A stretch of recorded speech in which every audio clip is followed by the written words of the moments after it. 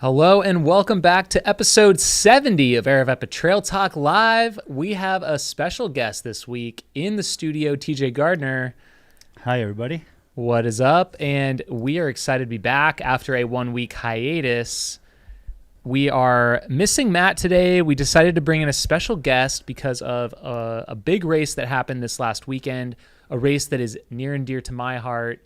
And we're going to get into that in just a second. I do want to shout out Bryce behind the camera over there. How are you doing? Doing this excellent, week? Jamil. You? Great. It's good to be back. Just a reminder for those of you tuning in, hopefully live or later, this is a live show when we produce it now. So if you are tuning in, please drop your questions in the chat. We will get to those throughout the show and at the end. So TJ, welcome. You work here at Aravaipa in our artworks department as a designer. Yep. And you also just attempted your first 100-miler. Which race did you choose? I think people who are watching this and saw the title know, but tell us about what happened this weekend. I think attempted is the right word. Yeah, I just spoiled it. Sorry. So Angel's Crest 100. This year was a little bit different than typical. Usually it goes from Wrightwood, California to Altadena.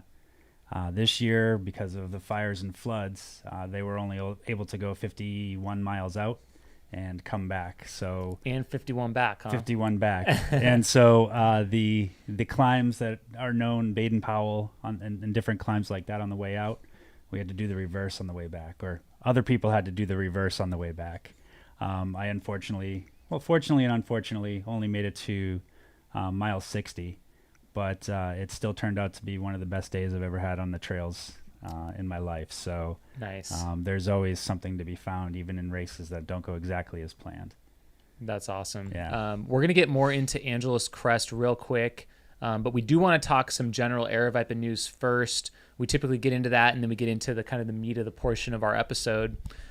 So yeah, what is going on with us? We just came off of Tusher's mountain runs last weekend. Not this one, but a week before. And that's, I think, part of the reason we skipped the show is we just had too much to catch up on. But the event did go off successfully. We had over 400 join us, and I believe we had a course record on the women's side in the 70K. That sound right? Georgia Porter tore it up. 70K was very competitive this year. Yeah, maybe more so than the 100K, possibly. Yeah. But we had some stout runners in there as well. So, stay tuned. We will be hosting Tushers again the last weekend in July of 2023. It was a sellout race this year, so we'll probably be opening registration in the next month or two, September or October. So keep an eye out for that. In other news, other big races coming up. The Moguiana Monster is getting close to full. I believe we have 27 spots left in the 100-miler. And that is coming up in just about a month's time, a month from this weekend coming up. There is a training run, free training run, this weekend, Saturday, Pine Trailhead to Donahue. So it's going to be a loop, meet at the Pine Trailhead. I believe the details, I wish I had the start time. It's probably on Facebook. Hopefully it's on the website. I can take a peek.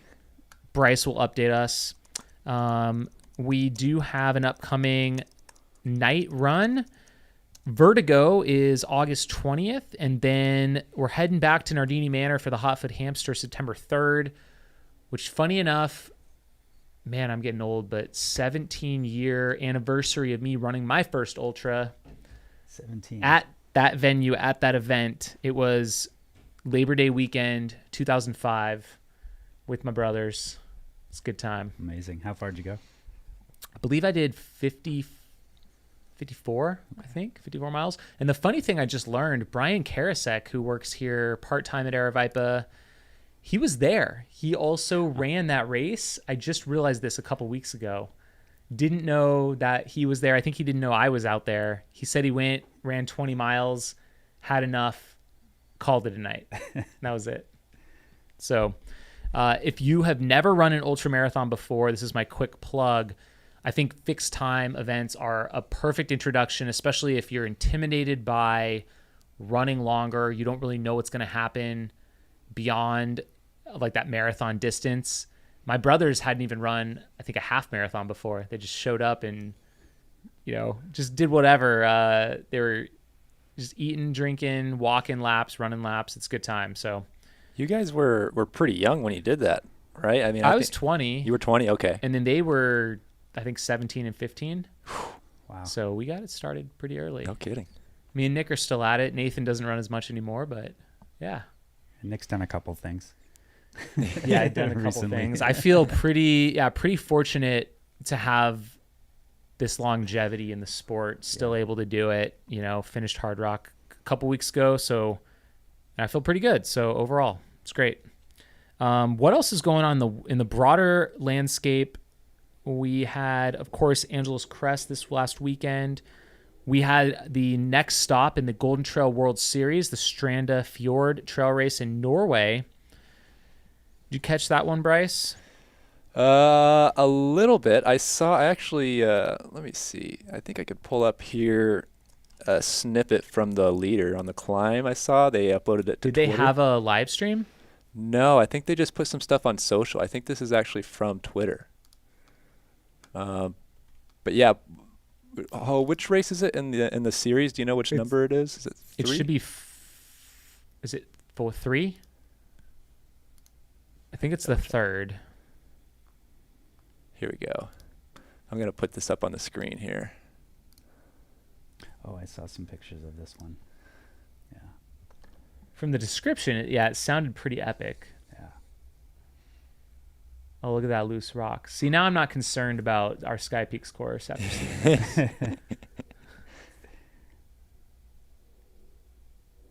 Man, that is blanketed in clouds. Ooh, the downhill shot is powered by Citus. Nice.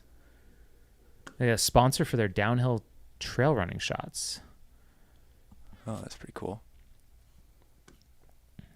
Yeah, I saw a clip with a woman running through, and she fell, but didn't miss a step over those types of rocks. Oh, I think it was Sarah Alonso, possibly. Okay, yeah, it was amazing. Oh. Yes. I did see Sophia Lockley won for the women. She's kind of brand new to the trail running space. She ran and won Broken Arrow. She's a Nordic skier, I believe. I think she might have gone to the Olympics possibly. Okay. But that's she's off to a great start there, I would say. And then for the men, it was Jonathan Albin, who is just one of the best mountain runners in the world, time and time again, and got another win there. So next up in the series is going to be Sears and all, I believe. As you can tell, I really prepared for this week.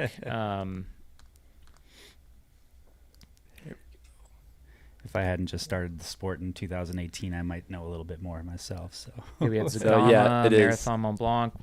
This was the third race in the series. Sears and all, I think, is this weekend. So they've been really lining these up where it's race a couple weekends in a row, then you get a little bit of time off. And then we'll, of course, have Pikes Peak Ascent and Sky Peaks 26K. Just a quick shout out. I did scout out that course 2 days ago, and we just dropped a video on the Run Steep Get High channel. So if you want to see some sights from that route, go check that out on the Arizona Snow Bowl. What else do we have? Trans Rockies Run was this last week. Yep. And we had Peter Mortimer won with his partner, right? In Yeah. their age division, yeah. Age division. above Okay. 40, or 40. 40 and up. The way it is on their website, it says 80 plus. So I'm assuming They add up your ages, so you could have a 60-year-old and a 21-year-old. right. You run with your grandpa if you want, probably. Perfect. Yeah. That's legit. Let- What else? Moguiana training run is Saturday, 7 a.m. at Pine Trailhead. It's a great time to start. I didn't long realize run. that Sierra Zinal is in, is that Sweden? No, Switzerland. Switzerland. Yeah. Okay. Yeah, Sears and all this weekend. So last stop before the U.S. races. Very cool. Killian's eating the little runner guy. Perfect. Yeah, that's like a classic race, Sears and all. Righty. What else? Stringbean, JMT FKT. I didn't realize. So he got it for the north to south, but Francois still has the south to north. And the overall, I don't know if they combine them as far as. So, because he was unsupported. Oh. And Francois was supported, of course. Gotcha. So I think he set the overall unsupported record. Yep. In like 3 days, 1 hour. Francois still has the overall in like 2 days, something hours. So Here's the stats on it. 218 miles. Yeah, basically 73 hours, 45,000 feet of climb. Man, that south to north just like gets higher and higher and higher as you go. Is that you Whitney? save Whitney right at the end. Yeah. And then having to come down afterwards. And then you just end, I guess, at the portals is where it starts or ends. A humble 35,000 calories. He had a photo of everything he packed, I think, on his Instagram before he started. It's pretty interesting. It looked like he assembled his entire nutrition plan at a gas station convenience store. I don't know if you can pull it up. Oh, yeah. Mr. Stringbean. It's the thru hiker state of mind. Yeah.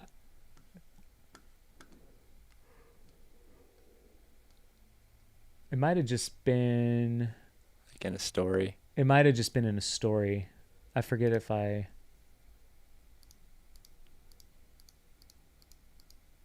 Let's see. Off the grid. Is there any others? No. This one has a few in it. There it is. Oh, there it is. See? Yeah. I'm pretty sure 100% of that. Maybe the trail butter would be the one thing that you couldn't find. Maybe I would eat that bag of chips in like probably one sitting on the fourth peak, I think. Oh yeah, and I mean that was like one of the first lessons I learned when I started hiking the Arizona Trail. As we started hiking with he's a guy from Sweden actually, Jonathan, and he showed us that you can fit 2 family size bags of potato chips into a gallon Ziploc bag if you crunch them down far enough. Oh yeah. And so he had like a McDonald's McFlurry spoon that he'd carry around, and he'd just sit there, eat out of his like chips out of a Ziploc bag. Oh my gosh, that's amazing. I'm sure it tasted great. How many calories a day did you pack for the Arizona Trail? Do you remember? Not enough. I lost a lot of weight. How much did you lose? Like over 20 pounds. Oh, wow. So a significant amount. I was pretty, well, the thing is the ambassador, the Swedish guy, also did not bring enough food for himself. So you're giving him food? Yeah. That's insane. In hindsight, I don't know. Yeah. We made it. I lost 12 pounds in 21 days from the start to Flagstaff. Okay. And I think I didn't have much to start with. I think I was 157 going into it, which is like lighter than I am now. I was like skin and bones. Yeah. It was bad. Yeah. We were probably the same boat or worse. Yeah. I went from 175 to 150, I think, over the whole thing. And I mean, most of that was probably in the start. Did I ever tell you my trail name? Yes, I think you did, and it was something embarrassing. It is embarrassing. I don't know why I brought it up, but I will say it now that I did. Oh no! It's gonna have to. So day 4. Oh, that's right. So we're going southbound. So I didn't poop until we made it to the Grand Canyon. And so they called, and I couldn't from Utah. From Utah, not from Mexico. That would be like medically impossible. Yeah. I never got a trail name. No? Were you hiking solo? Yes. Yeah. My dad did the first 50 miles, the last 100 miles, and I had a couple friends join me for like a night or two here and there. But back then, the Arizona Trail was not complete even. Oh. They were still building it. You didn't have Gut Hook. You didn't have the apps. No. Yeah. Like there was a trail guide, but it was like incomplete because the trail literally wasn't done. And I had some advanced information from a guy that finished it before me, but he had like the National Geographic, like where it's like the software is on like a series of CDs where you have to install it. And then I basically printed I had the whole route I could print out on maps. And so I took the guidebook that existed at the time, I tore it into chapters, and then I had these printed papers and I put those in a Ziploc and I would have them at my drops. And for the sections that I think I might have had a GPS track that I had on like one of the old Garmin devices, like not the new InReaches that could communicate. It was just like a Garmin GPS unit. And I remember like some sections were flagged for future trail construction, and I tried to follow what the trail would be. So I was just going cross country, which was a stupid choice. Oh my gosh. It's like bushwhacking through the desert. Yeah. Following these little tin like arrows markers. No, they were like little pieces of tin on like a loop that they tied to bushes where they were going to construct the trail. So I was like trying to find these. I don't know why I decided to do that, because otherwise it was like do a road walk for 10 miles on the side of the highway, and I was like, I'll try and follow the real trail. No, that's wild. Yeah, it's not that way anymore. Oh no, now. And so like I saw, I think 2 other people attempting a through hike the entire time I was out there. Wow. And I think I camped with one guy one night and hiked with him for like part of the morning and then departed. And then the other guy, I didn't hike with him at all. I think I saw him at Roosevelt Lake Marina. Like we were both getting some snacks. Man. Other than that, there were no other people attempting a through hike. There was only a couple people a year that would even do it. Then. Now not, it was like like 2008 anymore. Sure. Now there's like Facebook groups with like hundreds of people, and it's more like the AT. It's all supported. ACT. Yeah, Trail Angels. So there were a couple spots like Freeman Road. Yep. That was a water stop, and I cached water in a couple spots. So anyway, we're kind of off topic. A little bit. Yep. Good times. Coming up this weekend, we got the Bigfoot 200 starting August 12th. We got the Ute 100 starting August 12th. We got Eastern States August 13th, and the Leadville is coming up in 2 weeks, so August 20th. But let's circle back on this last weekend, the Angeles Crest 100. So TJ, you chose this one. Why did you choose this race as your first 100-mile attempt? You were telling me a little bit about the story. Yeah. And then I can get into my experience too. Okay. In 2016, I actually started running, but it was mostly roads. And it was for the Leukemia Lymphoma Society. So we had a coach, and he had run AC 100 3 times, finished once. And we were just talking, and he said he was going to go up and volunteer for this AC 100. And I was like, what's that? He's like, it's a 100-mile race. And these people, I was like, there's no way. This sounds impossible. That people can run 100 miles. You'll never catch me doing that. And then 2018, found trail running.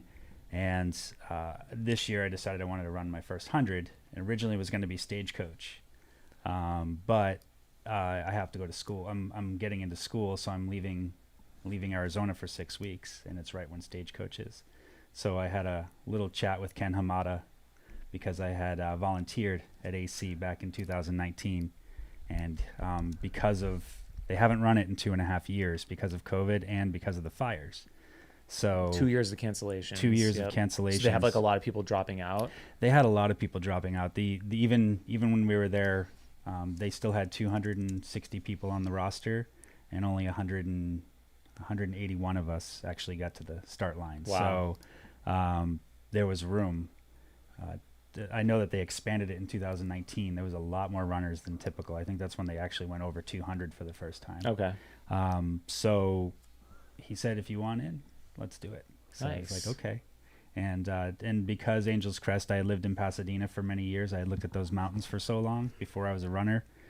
And it just seemed perfect. Yeah, we've got some scenes from the 2022 race. It's absolutely beautiful up there. I mean, this is the mountain range that's like the backstop behind Los Angeles, in between the ocean and that huge backdrop. Like there's even some photos where you'll see like the snow-capped peaks behind, the skyline of LA, and that's the Angeles San Gabriel Mountains, the Angeles National Forest. Yep. I've gotten to run the race 3 times. Mm-hmm. First time was 2007, and I found out about it because I was looking for a Hard Rock qualifier, and it was the next closest Hard Rock qualifier to Phoenix. Okay. And so I think and then you could just kind of sign up, and so me and Nick just signed up, went over, and that was your first 100? Cool. That was my first. I did 100 miles across the years in 24 hours. Yeah. But that to me is a 24-hour race. Like this was my first 100-miler. So, and it's tough. Like you're high up in the mountains. Like, look at these views. It's crazy to think that LA is just on the other side of this. Yeah, I think we started around, I think Wrightwood, California is at 65, somewhere in that Yeah, range, small 60. mountain town, and then you just go up from there. And the Pacific Crest Trail goes right across the ridge there. Yep. Some of these views here. We did actually run into a bunch of through hikers as we were going. So some of them were just waking up out of their tents, and you have hundreds of people running by them while they're brushing their teeth. But I have been some beautiful places, but this for some reason just captured me. Like anywhere, any corner we went around, or even running on the road, and I do not like running on roads, and I was even appreciative of that. It's just such a perfect day. The first 40 miles was probably the smoothest I've ever had, as far as mileage goes, or as far as running goes. Everything just felt perfect. Nice. Even the climbs, and I think a lot of the heat training that we did here, over the summer, really helped. People were saying how hot it was there, and it never felt. You're like, not bad. It didn't feel bad the whole time I was there. Yeah. And that may be part of my downfall of what happened for those last 20 miles. But yeah, the day started was just absolutely perfect. And there's a huge community feel still around the race. When you go, it still feels like it's a homegrown race. It doesn't have, and it's old school in nature. I mean, the same guy that started organizing it's still at the helm. So that helps a lot. And for those of you that don't know the race, it starts in Wrightwood. It kind of mimics the Western States 100 in many ways. It's a net downhill course normally. So I'm talking about the normal full course, net downhill, high country kind of early to the first third of the race. And then you start going through these deeper canyons. And then the last part of AC actually gets harder, like way, way, way harder than Western States. So you've got these giant climbs in the last 25 miles. There's no crew access in the final 25 normally. Yeah. So you have this Chantry Flats becomes this kind of huge pivotal aid station at mile 75 where, if you have any inklings of dropping, like that's where people drop because they know they've got these massive climbs left. They're not going to see their crew. And you have to go through the long night. You're just kind of out there. Mount Wilson. I had the pleasure of pacing that last 25 miles in 2019, and when I picked up my runner, he was on the verge. He was almost there, and we got him out about 20 minutes before cutoff. And you climb up to Dead Man's Bench, which there's a famous picture. Everybody who's ever gotten there has laid down on that bench and taken a picture, but it started with a picture many years back of just someone finishing the climb and just pretty much, he didn't die, but it looked like he was dead, just laying on the bench up there. Yeah, so, exactly. Yeah. And so, because of the fires you mentioned, they did the out and back course this year to kind of keep it alive, and that way they don't, I guess, wait. Do you know if they're going to try and reopen the second half in the future, or they just don't really know right now? At the briefing ahead of time on Friday, they said they'll never do the out and back again.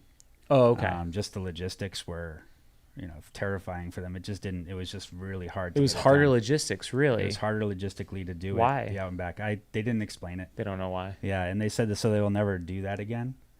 I don't know if that means return. I don't know if that means point to point. Yeah, well, they want to do point. They said that. They said they'll do point to point next. They just don't know where. They don't know how or where. Yeah, because some of the Route 2 is still washed out.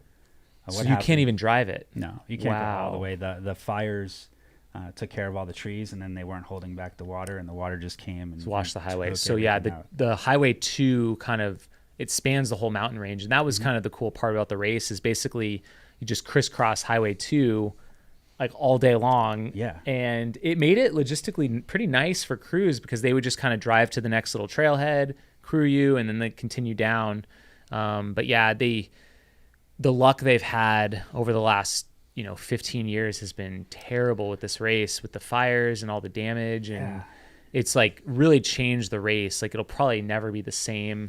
Like in some years they couldn't run on the trails, so they just keep you on the road for like 10, 15 miles. Well, they had a even this year probably. This year we were on roads for total because the out and back was 15 miles, I believe. Okay.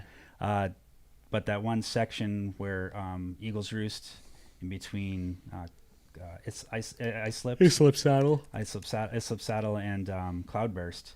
They took Eagle's Roost out, and that was there only because they used to go down into a canyon there, but there were frogs that they needed to protect. We still got. Well, hopefully they're still there. I've heard that they've started to flourish. So okay, so maybe we can go back. Yeah, we might be able to go back. But things like that, a lot of environmental things have changed that trail almost every year, I believe. That's why the record is still from 1989 or something. Jim like O'Brien's record was stout, but yeah, I mean, it was funny because I think someone mentioned like, oh, the record stands another year, and it's like, yeah, you can't really compare it. No, you can't at all. This year actually was added another 5,000 feet of climb. Yeah. So that's what made it even more difficult. The finisher was actually 21 hours. The winner? Yeah, the winner. Okay. That's And a low winner. finish rate. It was like a 50% finish rate. It was above 55%. I think there was 100. So you can't feel that bad. No, I don't. There's 77 It wasn't dropped, just you. 77 dropped and 104 finished from my final Oh, count. okay. So it's not about terrible. 56% finisher rate, which is still, a lot of people who had their hopes and dreams crushed. But there's some badasses out there when you run into people, and I saw some people that are great runners that had to drop too. So, but it was quite amazing. Was it chilly up there? This guy's got his hoodie on. I wasn't cold. Definitely not. Maybe he's coming in the next morning. This might be the next morning. It got into the 50s on Baden. I'm looking at your Strava here. Started at 60 degrees. Yeah, the morning was perfect. Absolutely perfect. Got up into the mid 80s, I believe. I loved it. They have temperature on there? Oh, Yeah, yeah, the they have starting temperature temp. on there. Oh, at least the start. Yeah, I didn't realize the humidity was that high either. I wasn't feeling it. I actually didn't even start to break a sweat until somewhere around Baden-Powell. You got some cool pictures. Oh, yeah, it was fun. Oh, Josh. Yeah, this was my crew. I had Josh Locke and Alyssa Jones as my crew. They were both going to pace, but unfortunately, Josh paced me for about 14. Wasn't able to go any further, but they were amazing. She was a blast. Andy, she was so funny. So That looks cool. So this is the That's road new too. part, right? I mean, we Yeah. never ran through a tunnel before. So right after this, then you cut off to the left and you climb up another mountain and you come back down into Cloudburst. So I don't know if you don't know Route 2, it's pretty much a fast and furious type of road. Yeah, people like race motorcycles up and down it all the time. Oh, right? you can hear it when you're on the mountains. You can hear just all the. So they have to come up from Wrightwood then, and then it just ends all of a sudden. And then they come back. And I they come actually back, don't yeah. know how exactly. They might be able to get up there some other way. Oh, but okay. I think they do come from Wrightwood, go down, and come back. But Yeah. you would hear all day, just tricked out cars, just driving. And you get to these points on the road, you're only getting about a half a foot to a foot between a barrier and the line, and so you just we had to keep our heads on a swivel for cars, but I don't think there was any issues the whole day.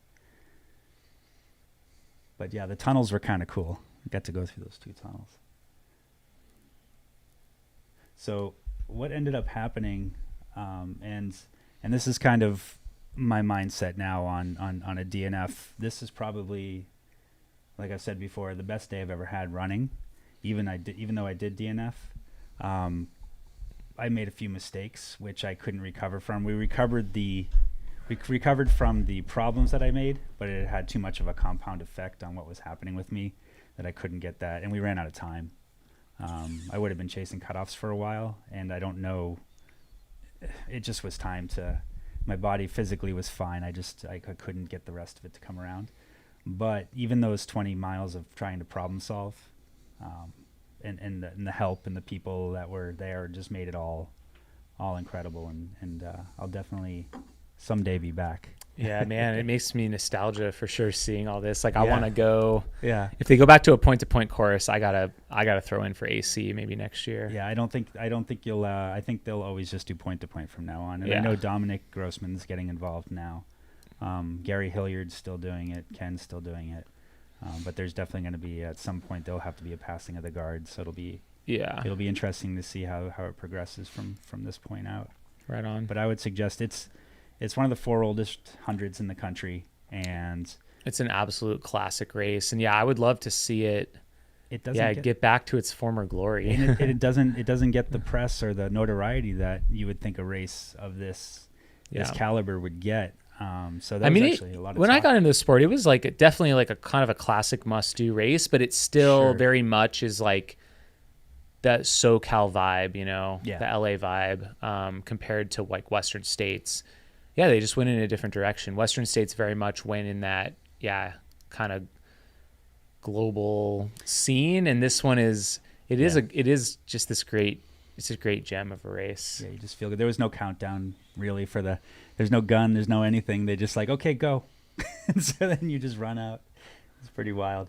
And then even the spaghetti dinner the night before was kind of funny. It's just some paper plates, a bunch of the older people. That's what they've been doing every year for 30 years. It's probably the same people serving the spaghetti. Is this year? Yeah, this one. So the little shout out to Silly Runner. That's who we were watching before. Yeah. Who finished and actually uploaded his footage already. This is from 2019. Okay. Yeah, this is more produced. There is a start on the Angels Crest Facebook. The Angels Crest 2022 does have this start on it. But yeah, you end up running before you get to the mountains. You run up through Wrightwood too, which is kind of cool. You get to see all the houses. There were some people out there at 5 a.m. calling us crazy. Yeah, you start right next to the highway 2 in like a parking lot, and then you head up through town, and then you hit a trail, and then you get up to the PCT up that ridge. It's a pretty epic climb right at sunrise, and it's just beautiful. So the year, there's Dom. Yeah. When we ran it, so the race is now the first weekend in August. It used to be September. So like when I ran it, I think it was mid-September. They started October back in the first way back in the day. But yeah, we did it in September. It was beautiful. It was like crisp temperatures up there. It was awesome. I heard that it was because they were trying to avoid fire season, and that's why they kept stepping it back. And then fire season's now just all the time, so it doesn't really matter. Yeah. And then what was I gonna say? Yeah, we did trail work. We did one of the training runs. Like it's just fun. It's a good time. One of the coolest things for me was that first year I ran it. You know, we climb up out of Chantry up Wilson, and you're just kind of get down into Chantry, and you're just have been in the mountains all day long. Yeah. Climb up Wilson. At some point, you like maybe where that bench is, you like peek out over, and all of a sudden, you see all the lights of Los Angeles all below you, and it was one of the coolest things I've ever experienced up to that point in time. It is up at that bench area because you're coming up on the top. Yeah, it's like, this is crazy. And then I'm going to run down there and end somewhere at the base of these mountains in Altadena. Yeah, that whole section is a little bit more like Arizona running. This stuff, all the trails we were on this time were just butter. It was all. It gets rougher later on for sure. I remember being technical, rocky, dusty. Yeah, that downhill. Into there. So I was gonna say what they did this year, which is really interesting too. They weren't getting volunteers for trail work, and they weren't getting volunteers for aid stations. So I think, and they weren't getting volunteers for even medical. So I think Dom started this, and I'm not sure. I think it was, and Gary picked it up afterward for medical. Is they started offering no wait list for the following year if you volunteered. Nice. And instantly they had 50 people out there helping them with the trail work and everything like that. Incentives. So, to skip the lottery. Nice. And so that, I don't know if that'll be a trend that we see, more people wanting to run, but less people wanting to put time in or volunteer. Huh. So I don't know, but they found great success in that. Cool. Not to a point where it's going to be impossible to get in next year, but I think that there was a nice handful of people. That's kind of cool though. Like come and work the race one year, then run it the next year. Yeah. Seems like a good way to build a community up. They did offer that to the aid station captains because each aid station is not run by the overall organization. Each aid station is run by a captain who brings in all their stuff, brings in all their people. They have to bring all their own equipment and everything? They bring everything. Interesting. Anything that they want it to be there. It's their station. So they're very much, I guess I didn't realize that. So does it feel like each one is connected, or they were just totally different? It's hard to really make an aid station too much different Well, that's a good point. They all had, that's fair. They all had essentially the same They stuff. all had the same yeah. necessities, but they all had a different attitude, which was really cool. You That had is just kinda a different sweet. feeling at each Yeah. one that you went into. But over like Run With Us, Pasadena had 3 points this year, which was really cool. But yeah, it brings in different food choices. It really brings different food choices, especially as you get further in. And then because it was an out and back, they actually switched crews at the ones that at a certain point. Like another team come in. Yeah, once the cutoff was done, then they would take that one down and set up a new one with a new crew. They would like take all the equipment away. Because it's their stuff. It was the weirdest wild, thing. man. Yeah. That is crazy. Okay. So that's I how guess they did early on, like if you're at like Inspiration Point, Yeah. you're there for like a couple hours, and then the first runner back's going to be 15 hours later. So Exactly. you pack up, you leave, and the new one comes in. Yeah, the only one that stayed for the whole time was Chileo. Yeah. It's like the halfway point. Yeah, no, Yeah. that was Or right the before Shortcuts. before the halfway. That was right yeah, before because the it's probably the overlapping. Yeah, and Shortcut Saddle was a one-stop thing. So Do we have any questions in the chat? We do. Let's go through some I don't know questions. if anyone's tuning in. Oh, We'll yeah. see. hi, people. Hello. It's cool having the visuals. No, this is great. I'm going through it's so fresh in my mind that I'm seeing this, and Yeah, you're like, I know exactly where that spot is. Let me see. This one's actually courtesy of Rudy Venezuela. Valenzuela. Shout him Venezuela. out. Thanks for uploading. Questions. Let's see.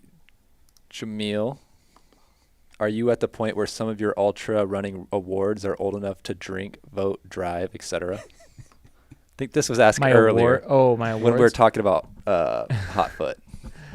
Well, I guess like I was saying, a month from now will be 17 years from when I ran my first ultra. So they can drive. It could see a rated R movie. There you go. Is it 17 now? Yeah. NC 17, that's right. So almost 17. Yeah, I could definitely be driving. Whatever. I think all we got from that was they called it a free pair of jammies, but it was a pair of Patagonia boxer shorts that we all got. That's cool. For free. I don't Wow. know. We didn't I have like to pay for the Patagonia. event. It was just a free training run for across the years. Oh, So, I see. Wow. Okay, and they gave you something. yep. It's free. And Oh, they well, gave you something. it's like Roger Rublik. They're just, the Okay. Rublik family is super generous. And That's awesome. yep. How does a race become a Western States qualifier? And is there a chance another Aravaipa race might become a WS qualifier? Example, Moguiana Monster. It has to be a 100K or longer of a certain size typically, and it has to be there has to be a few additions usually. I don't know if they're really looking to grow their list much. It seems like they've added a lot of international races, but I don't know that there'd be plans for more Aravaipa. I think Cocodona, I think we were added as a Western States qualifier, which is kind of funny. That would make sense. But not a hard rock qualifier. They denied that pretty quick. So, Interesting. Go 250 so you can qualify for 100, right? I mean, it should be the other way around probably. Yeah. So, yeah. Any more virtual challenges coming up in the soon from Aravaipa? Funny you ask. Did you plant that one, Bryce? Nope. Nice. Raised by Rams was so much fun. Hopefully can make it to a live race soon, but love the virtual options. Thanks for all the working on it. That's from Michelle. Nice. So, yeah, Raised by Rams just wrapped up. And it looks like we had Kate Emmons was our winner with 155,000 feet of climbing from Alabama. And we had Wayne Edward Ramage from Tennessee. He's like a staple in these climbing challenges with 114,000. Oh. And Daniel Ott also went over 100,000 with 104. So, yeah, great to see it. We had a total of 83 people log vert that week. Jonathan Trottier was our DFL with 289 feet, but he got on the board. Hey, so good that's job. more than some can say. Uh-huh. We have the Javelina Hallucinations returning this year. Registration is slated to open Monday, August 15th. So we encourage you to sign up early, sign up often. If you sign up, the details will be posted shortly, but I believe if you sign up by, I think September 15th, you'll get your stuff by around the start of the race. We have some special goodies coming that we have to wait for to send them out that will probably be here the last week in September. But the first 250 people to sign up will get exclusive access to this year's Javelina 100 Gooder glasses. So this is the 20th anniversary of the Javelina 100. They're like glow in the dark, limited edition. And so if you sign up for Hallucinations, you will actually get your glasses prior to the Javelina 100, and you can't buy them until the expo. So kind of cool. You'll get them in early October. You can wear them in the month leading up to the race. You don't have to be signed up for the Javelina 100 to participate in the Hallucinations. You can do both as well. It is an entire month-long challenge. So from October 1st through the 31st, run as many miles as you can. We're going to have some fun challenges along the way. And there's going to be a lot more surprises coming shortly. Do you have anything else to add to that?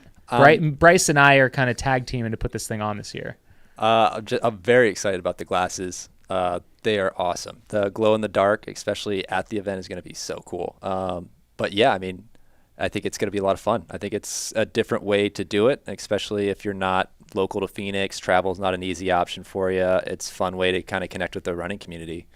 Yeah, it's a good way to connect in with the Javelina 100. Not everyone can travel this year or every year to make it, and the race is sold out too. So it's a fun way to take part and kind of have fun into the fall. Keep motivated. There's going to be a lot of people running throughout that month. So if you're looking to maybe kick off your training for the winter, or you want to have like a solid month where you have some accountability, I think the virtual races and virtual challenges are a great way to do that as well.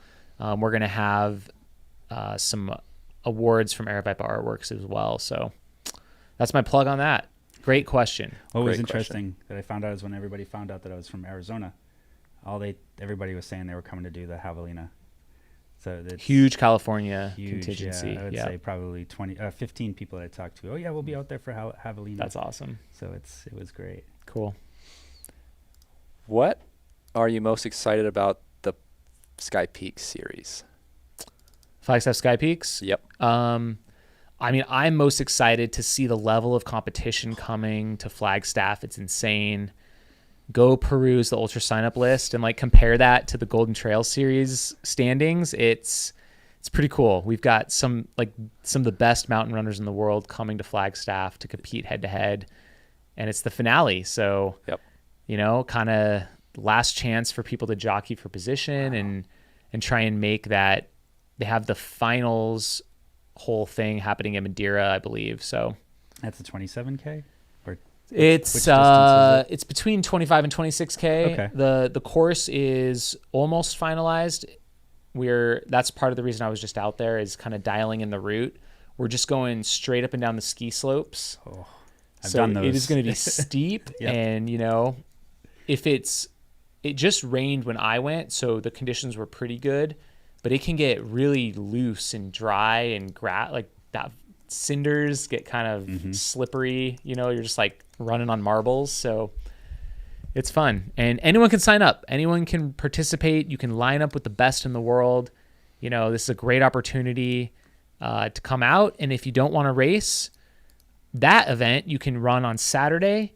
We have the 50 miler, 50K and 10K. Come out on Sunday. We are looking for people to be on course, cheer, go crazy, wear costumes. We'll have more details posted shortly. So, he's posting up that video. So, you got to like cut me off. I just go. I love on a roll. It's good. All the information is good. I got rained so hard on last Sunday up there and hailed on. It was wild. The whole peaks were white. Yeah. It looked and like there was like snow. road closures because of the flooding. It's crazy up there right now. It was hot and sunny at noon, and then we ran for less than an hour. By the time we got back to the car, it was all hell had broken loose, and we like barely made it back off the road before they all got closed down due to flooding. Wow. It was so much fun. Yeah.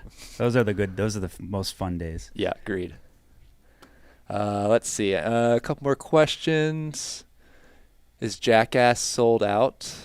I do not. The Jackass Night Trail? The 31K? Okay, so it's currently sold out, but we should be clearing out the wait list, and there likely will be spots available. So jump on the wait list. We're also, right now, a lot of people have been invited off the Javelina 100 wait list. Right now is about the time things start moving. We've got quite a few people have withdrawn from the race, so we're trying to backfill those spots right now. But the people that are on the wait list right now, a lot of them signed up in January, February, and plans change, life changes. You've already picked a different race, so a lot of those people are declining. So we're kind of starting to move through the Javelina wait list right now. So anyone watching that's on the list, keep an eye out for your inbox. Those invites are going out. Go see if you've been chosen, accept or decline, and then we can keep moving through the list. So hold out hope. I don't know that we'll be able to clear the 100-mile or 100K wait list, but I'm pretty sure we're going to get through the Jackass. Sweet. TJ, was this the first time, or Jamil, at Angel's Crest that polls were allowed? I was going to bring that up. It was the first time that polls were allowed. And it was because of the extra climb. I love that. They're just so old school. They're like, polls? No. Yeah, they've never had them. And you could tell that most of the people that we were running had never used poles before. I don't know how many times I almost got stabbed. That's probably why they don't want them. Yeah, but I did talk to a couple runners, even seasoned runners, and they said without their poles at the end, they probably wouldn't have been able to pull themselves up. They would have been able to, but they said they were happy to have their poles. But yeah, it was interesting to see that out there. Let's see. So the questions are still coming through here. Maybe we do the quick takes, circle back at the end for a quick Q&A. Sound good? Sounds great. All right.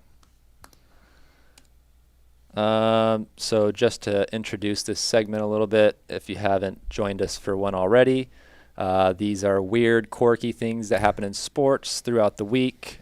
In this case, 2 weeks, as we didn't have an episode last week.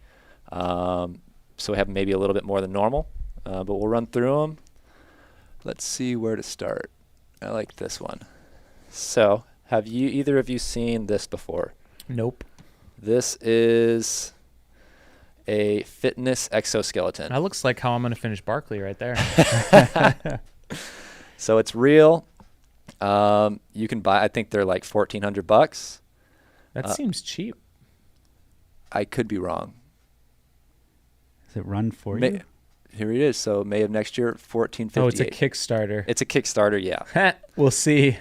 The writer, see if it actually gets produced. The writer of the article said that they actually worked. Just said it's a little clunky because there's a big battery, I guess, sitting on the back there. Is there a video of it working? Yeah. Not that I've seen. Can we check the Kickstarter? Oh, yeah. Or it was just images. Oh, it's in Shenzhen, of course. Can take a peek here.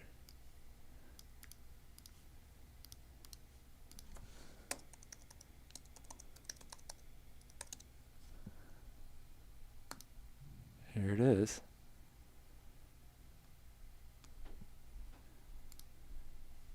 First exoskeleton, consumer skeleton. Yeah, that's just like a buzzword salad.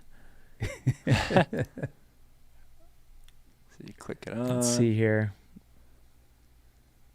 I just want to see it in CGI, action. baby. Yeah, that's all CGI. Oh, yes. Oh, yeah, right down the highway, too. That could be us next year. It's getting passed up. Oh, you can change how much assistance you get. Okay. So it's like an This e-bike. is like lifts up your legs. I was going to say it's like an e-bike. You see those guys on the trail all the time. Pretty soon we're going to be considered analog runners. Oh, my gosh. This is hilarious. I mean, I could see this being a really great product for a certain subset of the population, that is having trouble Oh yeah. getting out there. But the idea of people like running, like a perfectly healthy dude running down a road. Yeah. You would get some looks on a road, or I mean, if you're running that, you're gonna You get have to some ban weird them in looks. road races and whatever. Yeah. Trail races. I'd be wearing pants. Hey, 185 backers. You know. Go. So if you're interested, you can still jump in on this. I think We should just do it. just see. $8.99. It'd be a fun video. Jump in early. There's 34 left. You can still get it? Yeah, for Oh, snap. yeah, it looks like it's still live, no? All right, what do we got next? Let me close this out. Next. You could do a whole race just with those. I wonder how many miles they would last for. You would easily outrun the battery life Yeah. for us. For us, ultra yeah, I runners. was gonna say. I was wondering if either of you had an over/under on how long it's going to take Ashton Kutcher to finish a marathon. He's gonna have crazy trainers. First Sure. attempt at the distance. He's probably pretty fit. You think he'd do like Yeah, he's fit. a I was gonna say under 4. 3:30? Yeah, 3-4. So there's another website where you can look and see celebrities that have ran marathons before. I might pull it up here in a little bit, but There's some funny ones on those, aren't there there? are some funny There's probably ones. some surprising ones. Uh huh. Yeah. Like Will Ferrell. It's like sub 3. I don't know if I don't think it was Oh. sub. There's What not does he many run? sub 3s as far Okay. as I the guess celebrities that's go. fair, The one of the faster ones I saw was Gordon Ramsay, who did it in like 3:30, sub 3:30. Wow. So I'm gonna I'd put say him in the range there. I'm going to go with 3:30. 3:30 sounds He's being accurate. coached by a Peloton instructor. It's fine, guys. So like 3:45. wrong. Oh. Yeah. What is happening? So Stringbean, we already kind of went through that. He had some really cool clips that he uploaded. If you want to get a pretty close view of like the John Muir Trail, like it looks epic, and he Oh, does yeah. like voiceover on it. The way he puts these together is pretty cool. You hear him talking to the camera, and he'll overlay videos on it. But if you're interested, his Instagram has a lot of content, and he's been continuously uploading. He's probably got nothing better to do for a couple of weeks, just Yeah. trying to recover. I hit him up at just the wrong time. I messaged him like, congrats. And I was like, Cocodona 2023? And he's like, you're insane. Don't talk to me about that. I was Not gonna now. ask you if he's in for 2023. I think he might have his sights on something else next year, but I think we will see him at an Aravaipa race between now and Cocodona Excellent. for sure. Excellent. Can't say which one, but I think it could be any number of them. Mhm. You can guess. I'd like to see him at Black Canyon. That'd be interesting. McLaurin. McLaren. McLaren, thank you. Price. McLaren. Bryce is still Pronunciation's living out on the Arizona Trail. not my strong suit. No, that's good. That's good. McLaren has made a running shoe. It's a super shoe. It's got a carbon plate in it. Of course, it gets carbon in it. They're not cheap. I want to say This reminds me of when like some of those high-end luxury car brands will make like an e-bike or like a bicycle. Yeah, yeah. I forget which brands did that, but Modest 450. It'll last you. I mean that 150 doesn't sound miles. so bad after like seeing the price of the Speedland shoes, you know. That's true. And Especially with the McLaren brand name, you'd think almost it could easily be It 1,400 it looks like a car. and 50. It's got the wheels and. Is that your style? Would yeah. you toe the line of I don't a 100 miler in those? I don't think I'd throw those on. No, I think I'm good. I always say I like to ride the sports car and not the Cadillac, so I don't like a lot of cushion. And those look like they have quite a bit. It's a very interesting design. Can't say I've seen a shoe design quite like that. No, Interesting to test them out. I'm not paying 450 for them, but you know. you You'd have be a pair- wear tester?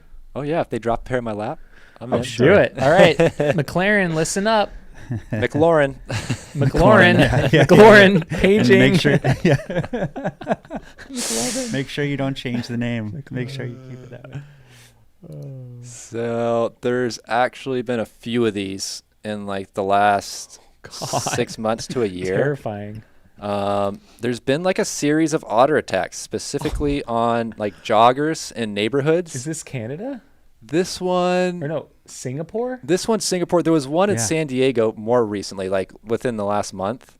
But this one, it's usually what happens is that like a runner will go by and they agitate the otter. So they step Sure. on the otter baby or they get too close or something. And then the runner will keep moving. and then they'll pass a walker, and the walker gets attacked. And that's what I've read in like 2 of these stories It's now. like the next person behind. The one who's or- not expecting it. If only they had an exoskeleton on, they could get away. Exactly. Oh, this one. This guy said he thought he was going to die, except for his buddy got the otter off him. How high can an otter go? Well, They apparently can that high. scramble up you Oh, that's and go everywhere. Yeah, yeah. Look at yeah. Dang. gosh. I would not have guessed like otters would be doing this to people. Me either. They look so sweet. You'd But think you'd see more rattlesnakes than otters, but it seems that otters is the so otter tax. Oh, have you seen the Innovate downhill race they have? The descent race? No. So I guess this is going to be my weird sports moment of the week. I'm going to play this first. So this is the actual course in the wintertime. It's rated as They ski race. Yeah. Okay. Rated as the most dangerous, steep, fast ski race in the world. So naturally they're like, we should run down this in the summer. Exactly. Perfect. So That sets it up Innovate well. Innovate took Oh, the it's- initiative, Okay. and it's just Ooh. it's almost like the cheese wheel race, but like That's what I was thinking. more serious. Oh, you can't see anything. on Well, those slightly ones. more serious. And you have to slalom down it through the little flags. Yeah, I think you have to touch the flags like just like the ski race would be. Do you have to wear Innovate? Yeah. Yeah, they didn't let you in. Well, I think it was just a stunt, right? Oh, okay. But it does look like a fun race. I mean, as long as you're not falling like that. Oh dear. You got out of it. I only asked because Bryce could take his McLarens out there and try it out. My McLaurens. Oh my gosh. Just keep going. Yeah. Little medical ambulance at the end there. Interesting. It's the only place it could be, really. So what is this one? Oh yeah. Oh yeah. So this is the last one I have. Viewer discretion advised. So this was a 400-meter race, I want to say. I'm not positive. It was a shorter track race in the World Athletics U20 Championships this last weekend. An Italian runner. I'm gonna have to Alberto. Nino Nino, probably. Nino. had a wardrobe misfunction, and basically, to put it lightly, he Very good he way went to say from one of the top runners in the field very fast to back of the pack. There is video of it. So the lane 5 is going to be the guy we're keeping an eye on. Shorts. Is that like? I mean, he clearly didn't train and do like repeats in those shorts before. Not in those shorts, unless, I mean, for some reason he went commando day of. I would think there'd be a liner in it, but Yeah, there's probably a liner, but I think I've had a pair of shorts. Sometimes you get like a weird pair of shorts where it's like, this is not working. Yeah. so condolences for your race. It was a valiant effort. That's why, we got to stick to the longer runs. Yeah, exactly. I mean, this is why we get the long shorts. Like, Yeah. this is a good idea. Yeah. No problems. Yep. Any last questions, or we're going to wrap it up this week? Let's see. We do have a few more questions in the chat. Let me jump through these All real right, fast. let's wind it down. Okay.